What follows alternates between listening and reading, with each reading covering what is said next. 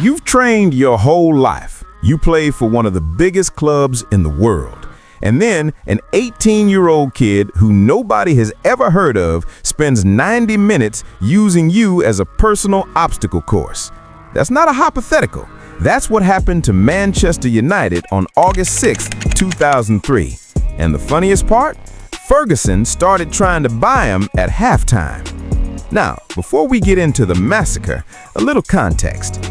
Manchester United had just wrapped up a preseason tour of the United States. Wins against Celtic, Juventus, Barcelona. The team was flying, unbeaten, confident. They flew to Lisbon to play a friendly against Sporting CP to help open their brand new stadium. Ferguson's team talk before the game? Legendary in its casualness. He laid out the whole tactical plan, went through the opposition, and then, almost as an afterthought, goes, "Oh, lads, one more thing. They've got a talented young winger. He's quite good. Look out for him." Quite good. Sir Alex Ferguson, the man who once described a player as a colossus for winning a header, said this kid was quite good. He was lowballing it, criminally. The kid's name? Cristiano Ronaldo, 18 years old. And from the first whistle, he was absolutely unplayable. United had Rio Ferdinand, they had Paul Scholes, Fabian Barthez in goal. This wasn't some reserve side. These were serious footballers. Didn't matter.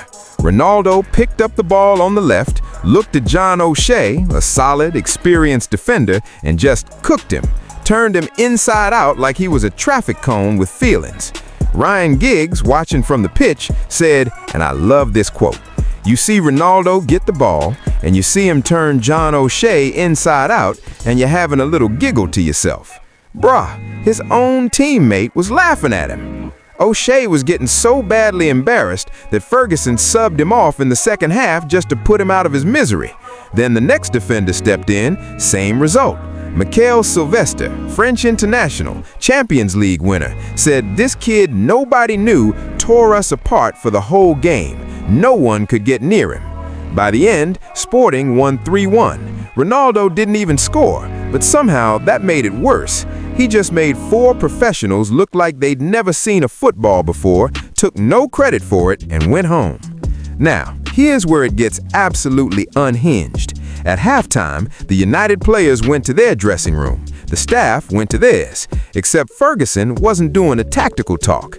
According to former United employee Rod Thornley, Ferguson was in the corridor at halftime with David Gill and a Sporting representative, trying to sign Ronaldo, mid-game. They're discussing, we want to take him now, we want him tonight. The game wasn't even over. The players hadn't even caught their breath, and Ferguson was already negotiating the transfer fee. That's not scouting, that's panic buying with a badge on. Full time, 3-1 to Sporting.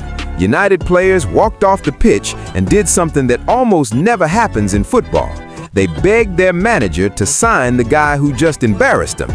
Phil Neville walked straight into the dressing room and said, "Boss, you have to sign him. You just have to."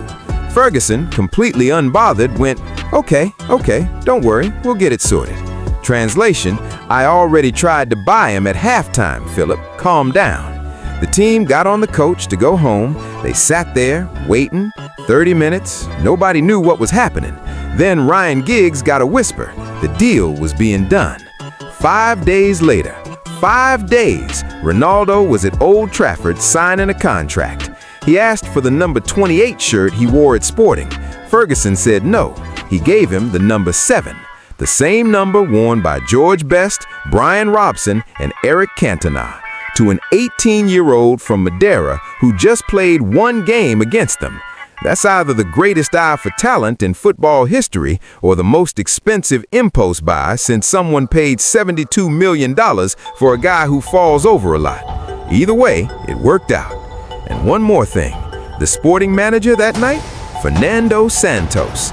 Years later, he admitted, I was the coach when Sporting played United. I played Cristiano Ronaldo, and later wished I hadn't. The man who accidentally gifted the world Cristiano Ronaldo's career at Manchester United regrets it. Meanwhile, Arsenal had Ronaldo in their training ground earlier that year. Arsene Wenger said in 2014, "My biggest regret? I was so close to signing Cristiano Ronaldo. That still hurts today. Liverpool were also tracking him. Their assistant flew to Lisbon, got the terms, went back to discuss it, and by the time they made up their minds, Ronaldo was already unpacking his bags in Manchester. Some clubs scout for months. Ferguson watched half a game and called it. This is what separates good managers from great ones. Not the tactics, not the press conferences. It's knowing in the middle of getting humiliated that the guy doing the humiliating is worth every penny. Ferguson saw a player and made a decision in 45 minutes that shaped football history. And somewhere out there, John O'Shea is watching this video, taking deep breaths and whispering, at least he won trophies. If you enjoyed this, smash that like button, subscribe if you're new, and drop in the comments which other transfer stories do you want me to break down next, because there are plenty more, and some of them are even more ridiculous than this one. Peace.